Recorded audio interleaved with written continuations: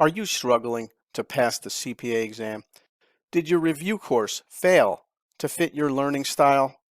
I'm Darius Clark of I-75 CPA Review, the #1 course supplement, where the right teacher makes all the difference.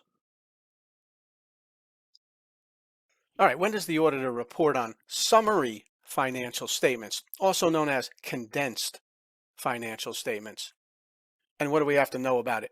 Well, historical financial information that is derived from audited financial statements but contains less detail than the complete financial statements from which they have been derived, that's how we describe summary financial statements. If the summary financial statements are not presented alongside the audited financial statements, then the auditor must determine whether the complete financial statements are readily available to users, because that is one requirement for the auditor to report on summary or condensed financial statements, is that the complete audited financial statements have to be readily available to the users. And what would satisfy that requirement of readily available? If the complete audited financial statements would be available on the company's website. So if users could immediately download the complete audited financial statements from the company's website without having to ask permission for them and wait for an answer, then that would meet the requirement of being readily available. So here are the auditor's responsibilities with regard to these condensed financial statements.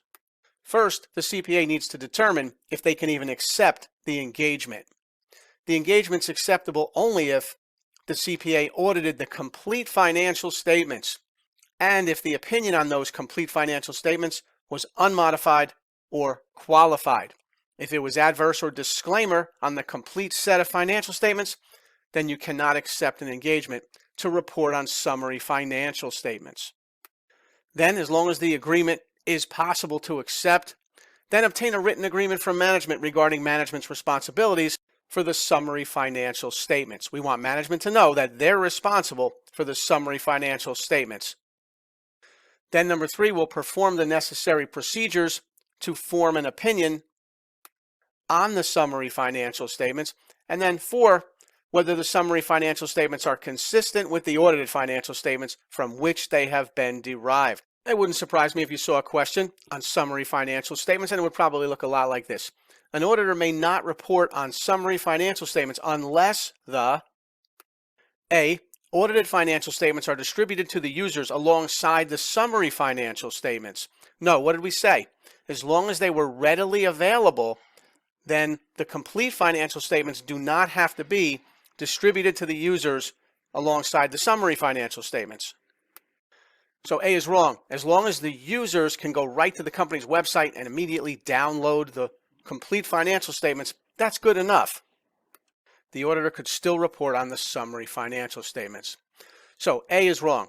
Let's read it again. An auditor may not report on summary financial statements unless the B. CPA audited the complete set of financial statements. Yes, that is a requirement.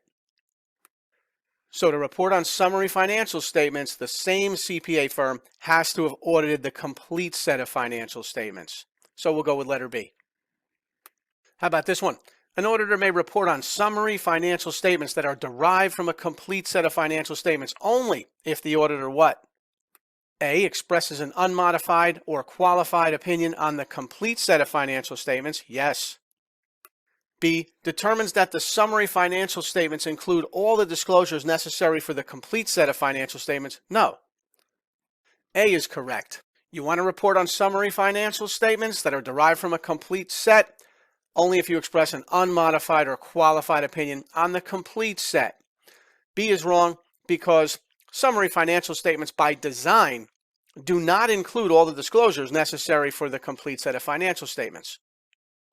Summary financial statements consist of historical financial information, but it's presented in less detail than the complete set of financial statements. And if you need help with audit reporting or any part of the CPA audit exam, go to cpaexamtutoring.com and get yourself on I-75, the right road to passing audit, where the right teacher makes all the difference.